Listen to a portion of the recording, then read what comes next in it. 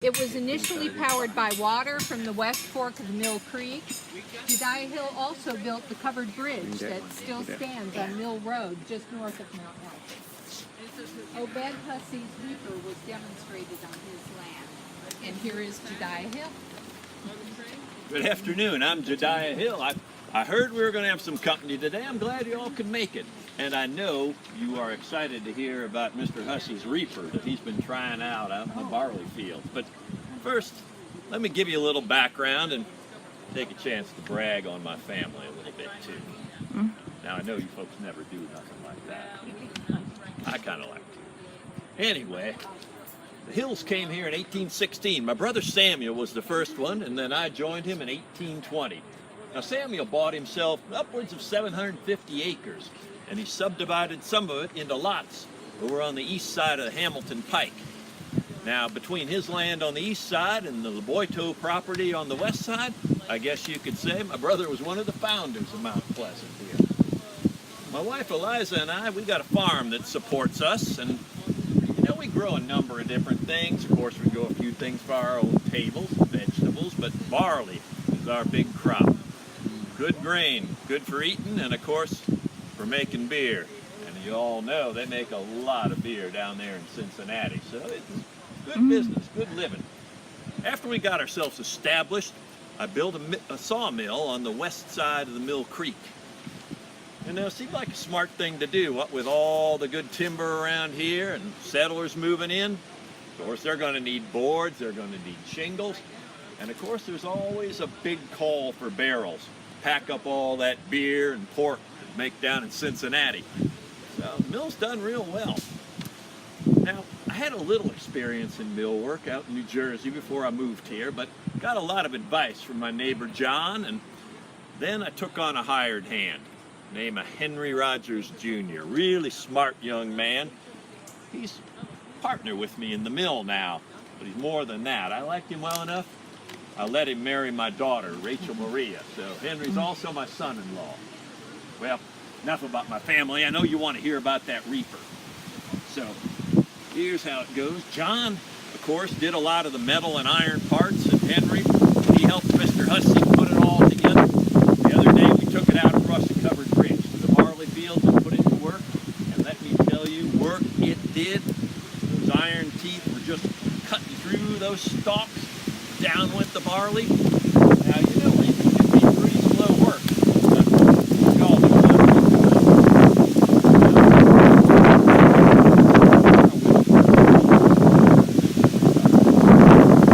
anyway, it can be pretty slow, but Mr. Hussey had those draft horses up to a really snappy pace.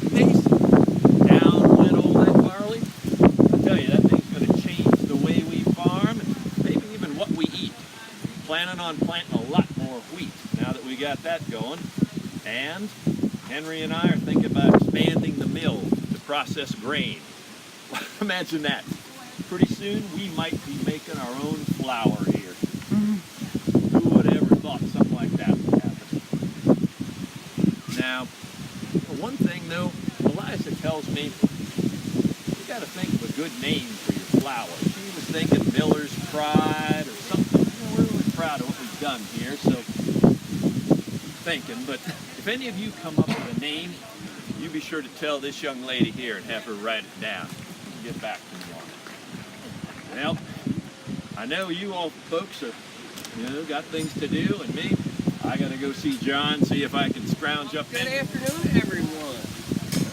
Thanks for visiting our lovely village of Mount Healthy. Now, I know some of my neighbors have probably been saying that I'm one of the old-timers. And I can't dispute that. My family is one of the founding families here of Mount Healthy. Back then, in 1817, my grandfather, Peter LaBoito, with business partner Samuel Hill, bought 2 tracts of land, one on the west side of the Hamilton Road and one on the east side of Hamilton Road. Now, Mr. Hill, he owned the tract on the east side. My grandpappy, he owned one on the west side. Well, they got out their map and did some drawing and designed that little village what they call Mount Pleasant. They were willing to sell you a lot for only $35. Well, soon, right after that, my parents became one of the first settlers out here. So our family started a little village of Mount Pleasant. And I've seen lots and lots of changes since that time.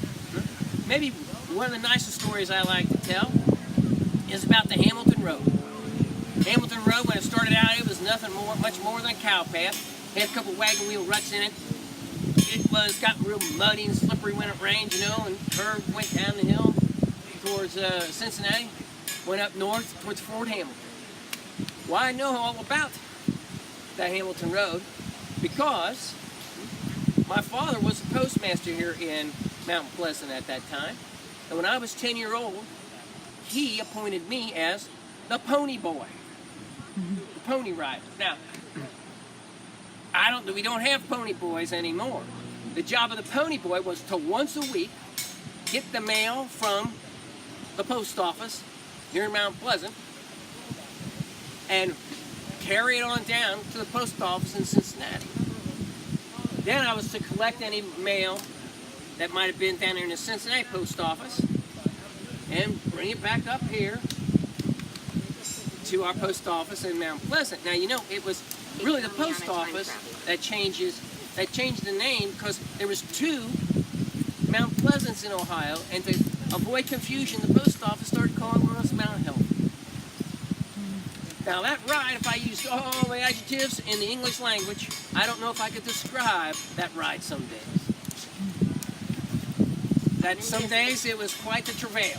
Other days it was like a Sunday afternoon buggy ride. But Mr. Cheney, his turnpike company, changed all that. They started laying down crushed limestone gravel, and as the animals walked over it, turned it into a nice paving. Even now, they're putting down the macadam, and that macadam is supposed to make that road so smooth. They say it compares to a frozen over lake in the middle of winter. Nice and easy ride.